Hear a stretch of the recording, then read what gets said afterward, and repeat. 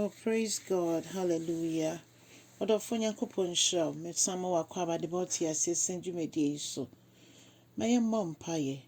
Ɔdomfo paeɛ da wase bebree na nso wode akyɛ yɛn o. Wode yɛn nkwa akyɛ yɛn. Ao, yɛn Nyankopɔn. Woyi yɛn fi sum mu aba hann mu na wasiesie yɛn ama wo ho a ne yɛka nyinaa ne sɛ aseda kɛseɛ ɛnka wo din kronkron no. Ɛnnɛ nso ne yɛsɛ sɛ Awurade beebi w'asɛm mu ɛkyerɛ yɛn ma yɛnte w'aseɛ ɛmfa nhyɛ wɔ anuonyam wɔ Yesu din mu. Amen.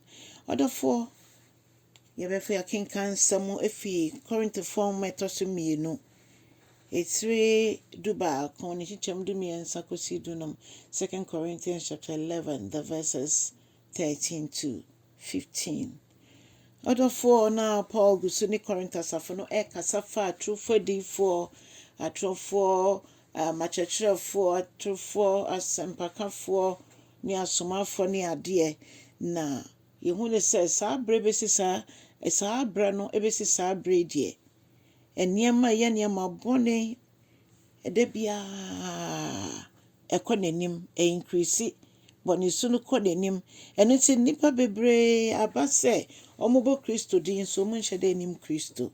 Ɛno na Paul bɔ yɛn kɔkɔ sɛ yɛnhwɛ yie ɔmo a ɔmo dane ɔmo ho sɛdeɛ ɔmo yɛ akyerɛkyerɛfo ne asomafoɔ papa nanso ɛnte saa. Yɛnhwɛ yɛn ho yie ɛwɔ ɔmo ho.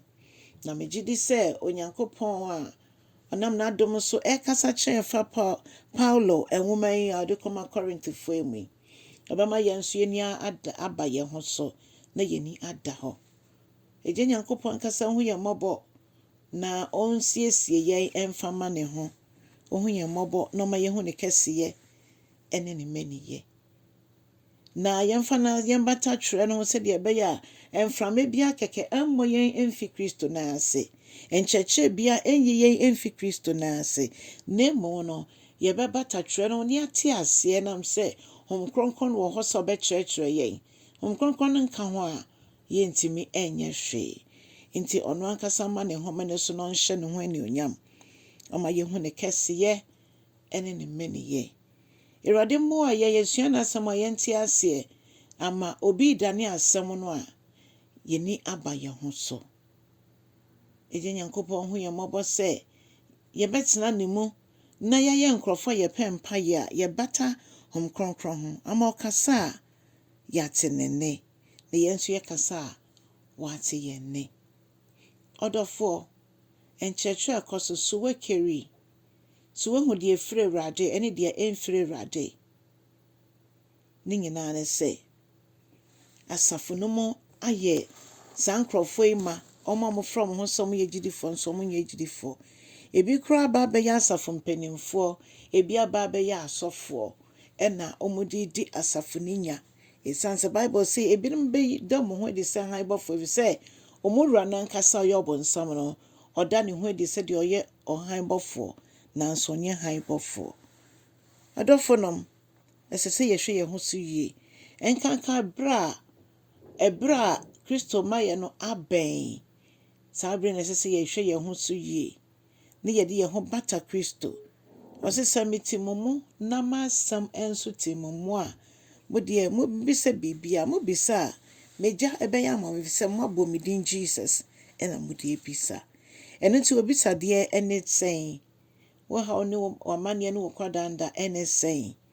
Ɔse sɛ yɛde ne nyinaa ato no so a ɔno ɔbɛdi yɛn nsɛm ama ɛfisɛ ɔdwene yɛn ho. Adɔfo nom, momma yɛn mma kwan ma nkyerɛkyerɛ bi a ɛmfa kwan mu ɛnyi yɛn adwene ɛmfi Kristo Yesu so.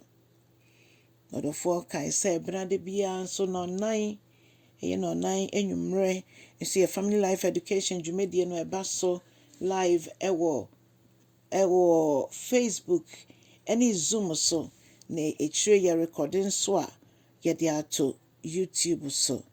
Ɛno nti sɛ saa berɛ no na woyɛ adwuma no problem wobɛtumi ahwɛ ɛwɔ YouTube anaasɛ wobɛhwɛ ɛwɔ Facebook. Onyankopɔn nhyira no nyɛ ɔkɛseɛ na Awurade ɔnyɛ w'akoma so ahwɛdeɛ nyinaa mfa ma wo na ɔma ne nsi wo yie sɛdeɛ si wo kra nso yie. Onyame yɛ adom sɛ yɛbɛhu ne kɛseyɛ wɔ yɛn anammɔntuo bi a yɛretu mu Onyame nnua yɛn so na yɛnhyɛ afoforo a ɔmo gyidie ɛyɛ atɔ ape, yɛnhyɛ ɔmo nkorane. So yɛbɛ ɔmo nso bɛtumi agyina ɔmo nan so. Ɛno nti ɔdɔfoɔ kyɛ asɛm no na ma ɔfoforɔ ɛnya ho mfasoɔ. Gye ɔkra bi nkwa na yɛhu nokoredie na wotimidie sɛdeɛ ɛsɛ. Awurade yɛda wo ase sɛ wama wo hom no so saa. Na wagye akra nyinaa ma wo ho. Na wasesa yɛ hyɛberɛ ɛwɔ Yesu din mu. Amen and amen.